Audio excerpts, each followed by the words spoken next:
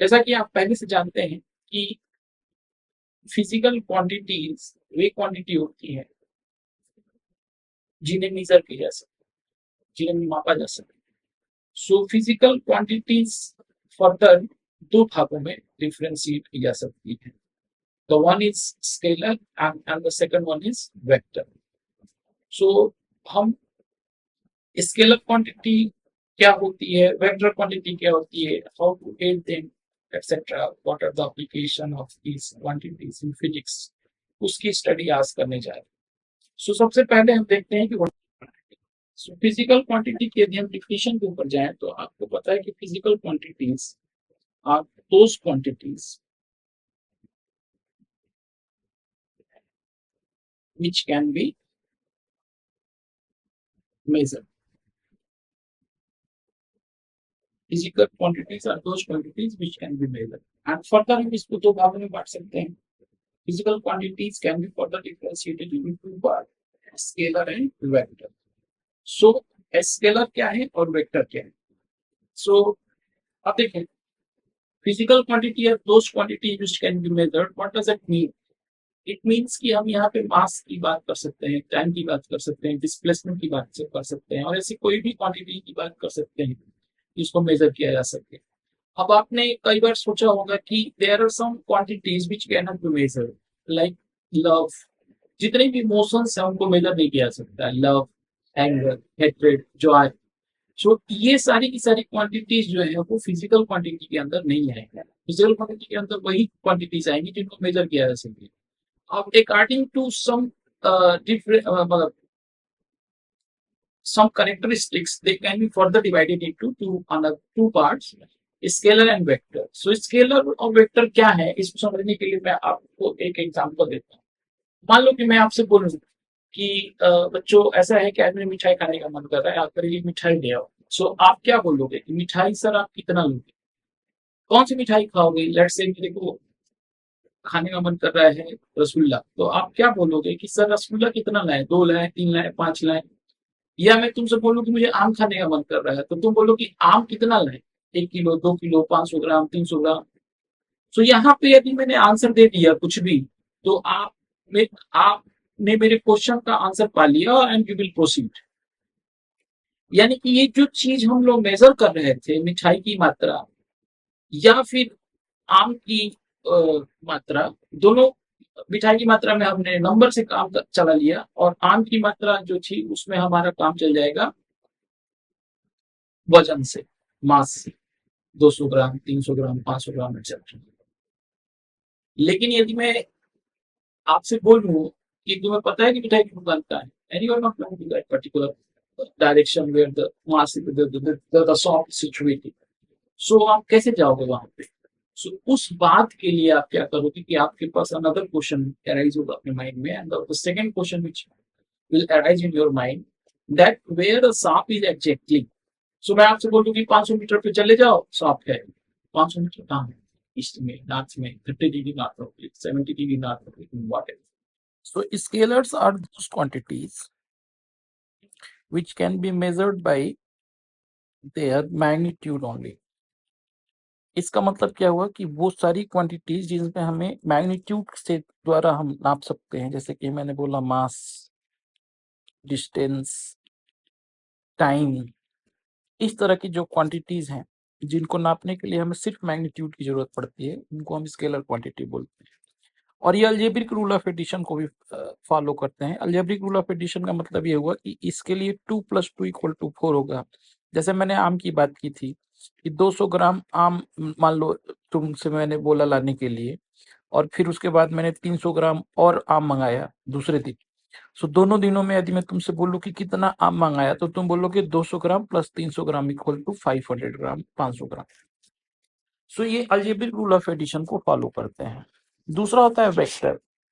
तो देखो, वेक्टर का मतलब ये होता है कि वे सारी की सारी क्वांटिटीज जिनको उनके मैग्नीट्यूड से, डायरेक्शन से, दोनों के साथ ही बताया जा सके। जैसे कि मैंने बताया था कि मिठाई की शॉप पे यदि तुम्हें जाना है और मैंने तुमसे बोला कि मिठाई की जो शॉप है वो 30 degree north of east direction में है, ये देखो ये 30 डिग्री हो गया, ये ईस्ट डायरेक्शन हो गया, ये नॉर्थ हो गया, तो हम इसको बोलेंगे 30 डिग्री नॉर्थ ऑफ ईस्ट। तो यदि किसी ने तुमसे बोला कि 30 degree north of east direction में 500 मीटर पे है दुकान, आधे किलोमीटर पे, ये मेरा क्लासरूम है जहाँ से मैं तुमको पढ़ा रहा हूँ, और मान लो कि हम क्लासरूम में पढ़ रहे हैं, ऑनलाइन नहीं पढ़ रहे हैं, और यहाँ पे जो है तुम्हारे पास शॉप है। सो तुम देख पा रहे हो कि ये जो क्वांटिटी है, इसको बताने के लिए हमें दोनों चीजों की जरूरत पड़ती है। सिर्फ मैं तुमसे बोल दूं कि 500 मीटर चले के देखो शॉप मिलेगी, वहां से मिठाई ले आओ, या मैं तुमसे बोलूँ कि 30 डिग्री नॉर्थ ऑफ ईस्ट चले जाओ, एक शॉप मिलेगी, मिठाई ले आओ, तो पता नहीं चल पाएगा कि ये क्वांटिटी है कि नहीं है। तो दोनों की जरूरत पड़ेगी। यानी कि इस पर्टिकुलर क्वांटिटी को, जिसको हम लोग डिस्प्लेसमेंट भी बोलते हैं, उसके लिए हमें जरूरत पड़ती है डायरेक्शन और मैग्नीट्यूड की। तो इस तरह की जितनी भी क्वांटिटी होती हैं जिनके लिए डायरेक्शन और मैग्नीट्यूड दोनों की जरूरत पड़ती है रिप्रेजेंटेशन के लिए, उनको हम लोग वेक्टर बोलते हैं। इसका एग्जांपल हो सकता है वेलोसिटी, एक्सीलरेशन, फोर्स, एटसेट्रा। अब देखो, फिजिक्स के अंदर एक बड़ा इंपॉर्टेंट रूल ये है कि कोई भी क्वांटिटी सिर्फ मैग्नीट्यूड और डायरेक्शन फॉलो करेगी तो वेक्टर क्वांटिटी नहीं होनी चाहिए। इसमें एक और तीसरा चीज भी जरूरी है, तो वो क्या है? All quantities which have magnitude as well as direction and they must follow vector rule of addition or triangle rule of addition, ये भी होना चाहिए। मतलब मैग्नीट्यूड तो होना ही चाहिए, डायरेक्शन भी होना चाहिए, और third one is they must follow vector rule of addition और ट्रायंगल रूल ऑफ एडिशन। यानी कि ये हमारे पास तीन बातों का होना जरूरी है। The first one is magnitude, direction and they must follow vector rule of addition.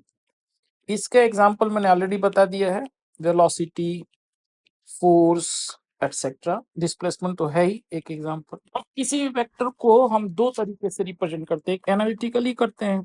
हम वेक्टर के ऊपर क्या करते हैं कि एक ऐसा तीर का निशान लगा देते हैं, इसका मतलब ये पूरे वेक्टर को बता रहा है, ये बता रहा है कि ये वेक्टर है, और इसमें मैग्नीट्यूड और डायरेक्शन दोनों पता चल पा रहे हैं। ये जो तीर का निशान है, इससे इसका डायरेक्शन का पता चलता है, और ये जो ए है ना, ये इसके मैग्नीट्यूड को बताता है।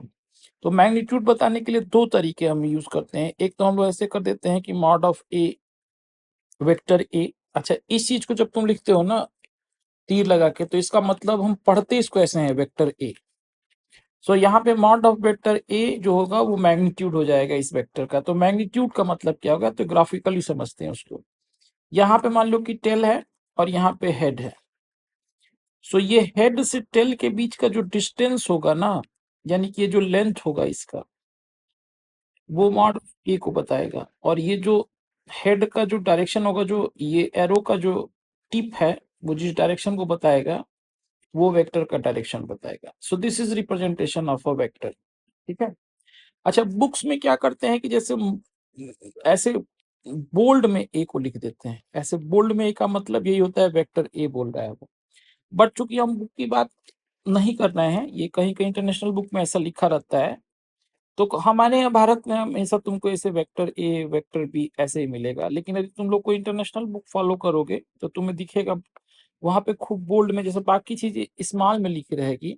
फॉर एग्जाम्पल मैं तुमको एक एक एग्जाम्पल दे के बताता हूँ तो तुम्हें अच्छे से समझ में आएगा। ऐसा लिखा रहेगा इफ, और उसके बाद से क्या करेगा कि यहाँ पे लिखेगा ए इज। तो इसका मतलब ये वेक्टर ए बोल रहा है, इसको तुम लोग ऐसे मत समझना, इसका मतलब होगा वेक्टर ए, क्योंकि ये देख रहे हो थोड़ा सा गाढ़ा है, यहाँ पे पतला है इफ और इच, और ए थोड़ा गाढ़ा है, तो जितना बोल्ड होगा उसका मतलब वेक्टर।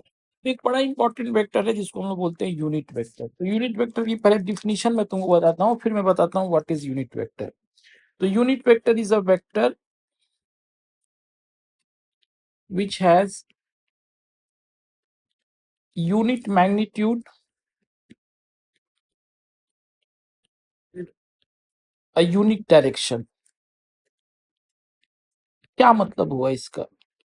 तो यूनिट, पहले तो यूनिट का मतलब क्या होता है? यूनिट का मतलब होता है कि एक।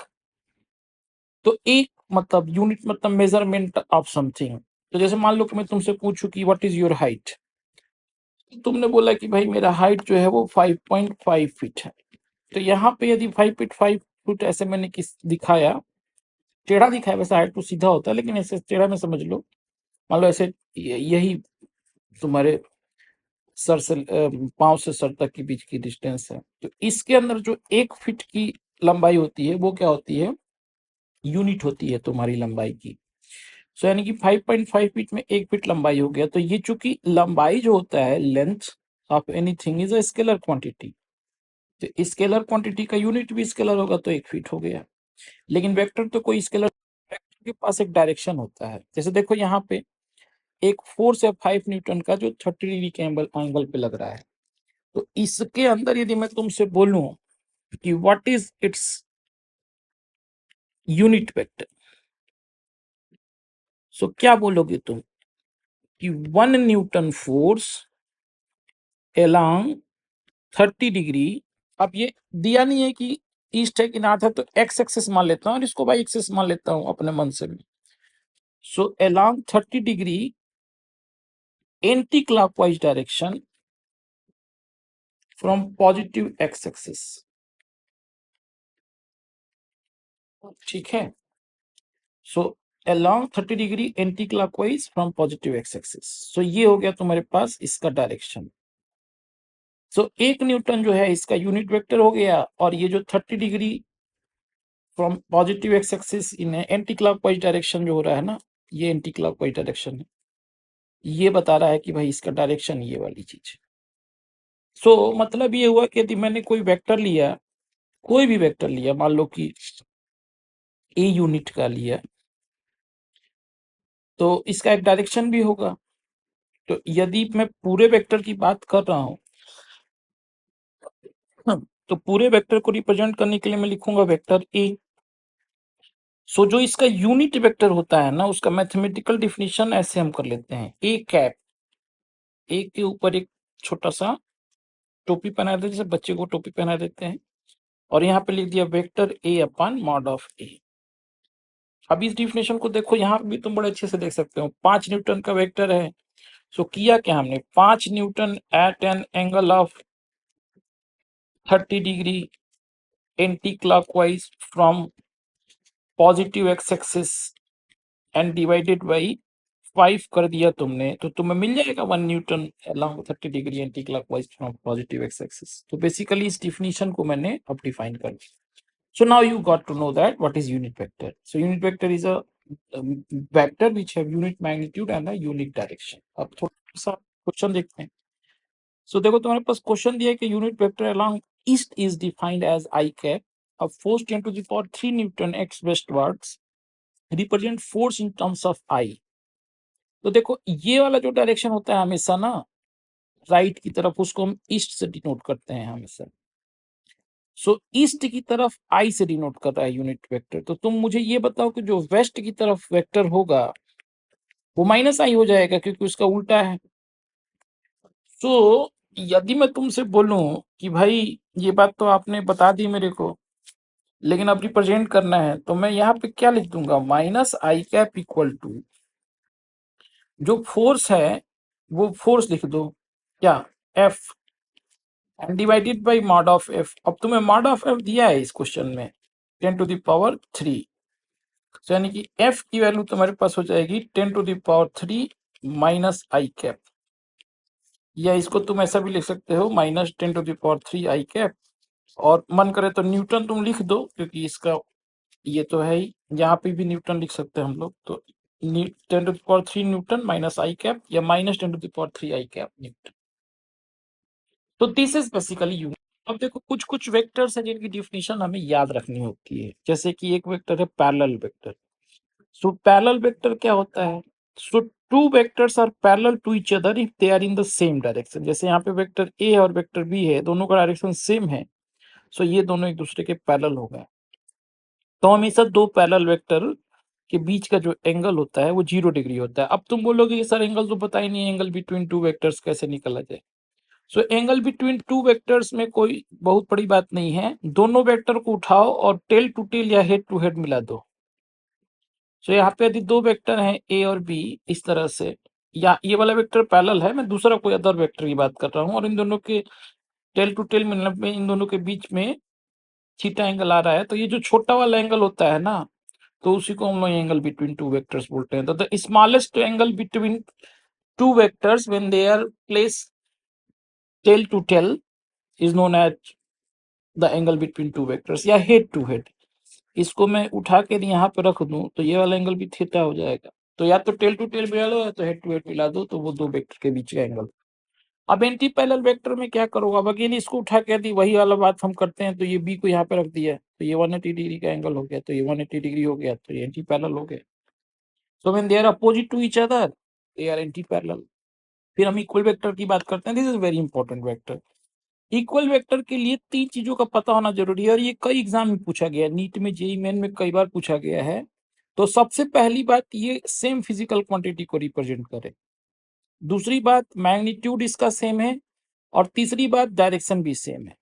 मतलब तुम ऐसा नहीं बोल सकते हो कि 1 न्यूटन इक्वल टू 1 मीटर। क्यों? क्योंकि 1 न्यूटन जो है फोर्स को बता रहा है, जबकि 1 मीटर डिस्टेंस को बता रहा है या डिस्प्लेसमेंट को बता रहा है। चूंकि हम वेक्टर की बात कर रहे हैं तो डिस्प्लेसमेंट बोलेंगे हम। सो ये दोनों बराबर चीजें नहीं है, इसलिए हम इसकी बात नहीं कर रहे हैं। तो हम हमेशा क्या करेंगे कि इक्वल वेक्टर वो होंगे जो सेम फिजिकल क्वांटिटी को बता रही है, सेम मैग्नीट्यूड हो और सेम डायरेक्शन में हो। जैसे मान लो कि मैंने बोला कि ये वेक्टर है 2 न्यूटन का। अच्छा, इसको यदि उठा के यहाँ पे रख दोगे ना, ट्रांसलेट कर दोगे, तो ये चेंज नहीं होगा, ये 2 ही न्यूटन का रहेगा, सेम ही वेक्टर है। तो या मान लो कि यदि ये वेक्टर ए है और ये बी है, तो हम यहाँ पे बोलेंगे A vector equal to B vector. अब देखो, ये अलग अलग दोनों वेक्टर है जिनको हम इक्वल वेक्टर बता रहे हैं। Multiplication of a vector by a scalar or a number. किसी भी वेक्टर को जब हम किसी नंबर से मल्टीप्लाई करते हैं, तो यदि वो नंबर पॉजिटिव हो तो उतने टाइम्स उसका मैग्नीट्यूड बढ़ जाता है और डायरेक्शन में कोई चेंज नहीं आता है। जैसे यहाँ पे तुम देख पा रहे हो कि एक वेक्टर ए है, तो 2a जब मैंने निकाला तो a का जो मैग्नीट्यूड था ना, उससे 2 गुना हो गया ये। लेकिन मैंने -3 से मल्टीप्लाई किया तो इसका मैग्नीट्यूड 3 गुना हो गया, लेकिन माइनस होने की वजह से ये अपोजिट हो गया। सो a और 2a जो है ना, दे आर पैरेलल। लेकिन a एंड -3a जो है ना, दे आर एंटी पैरेलल। तो देखो, मैंने एक कंडीशन भी लिखी है, m into a is along a if m is greater than 0 and m into a is opposite to a if m is less than 0। ऐसा भी हम बोल सकते हैं कि m into a is parallel to a if m is greater than 0 and m into a is parallel to a opposite to a if m is less than 0।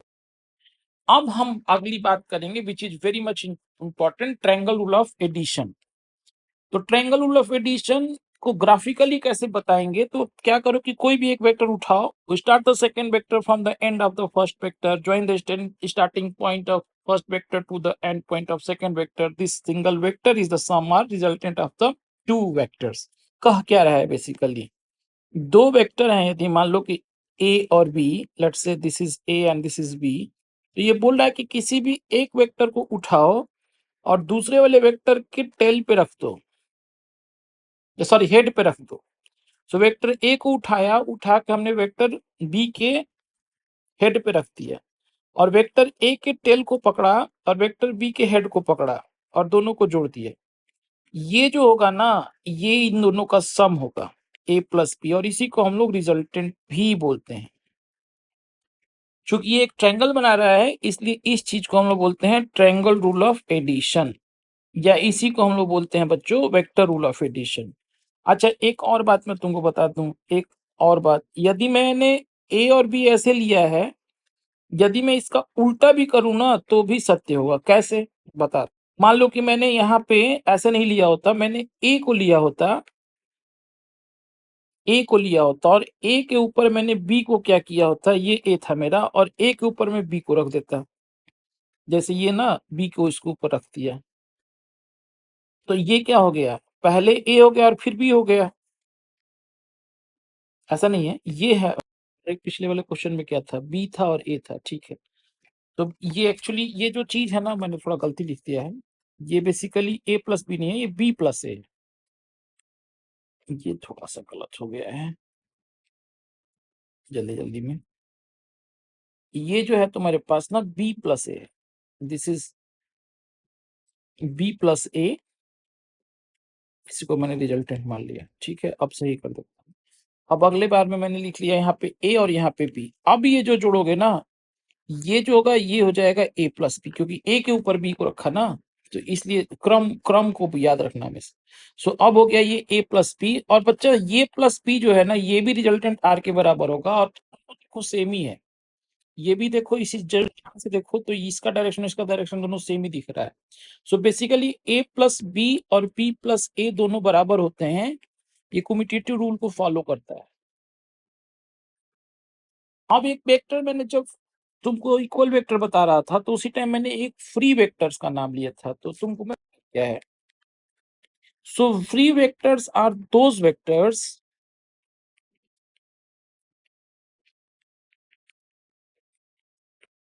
which can be shifted anywhere in the space without changing their magnitude and direction। मतलब ये एक ही vector है, दो अलग अलग vector equal, तुम्हारे पास एक vector A है तो ये फ्री वेक्टर्स है, तो इसका मतलब क्या हुआ कि हम इसको ट्रांसलेट कर सकते हैं कहीं पे भी। तो वो जो इक्वल वेक्टर में मैंने एक चीज लिखा था कि ए को हम ट्रांसलेट कर सकते हैं, तो ए को हम ट्रांसलेट कहीं भी कर सकते हैं, और इसी का एक दूसरा नाम भी है फिजिक्स में जिसको हम बोलते हैं फ्री वेक्टर्स। सो बेसिकली ये एक ही वेक्टर है, ए ही है ये। वहां पे ए इक्वल टू बी हो जा रहा था क्योंकि वो ए बी में सब कुछ सेम हो रहा था, लेकिन ये ए इक्वल टू बी नहीं है, ए ही है, ए को ही उठा के कहीं और रख दिया मैंने।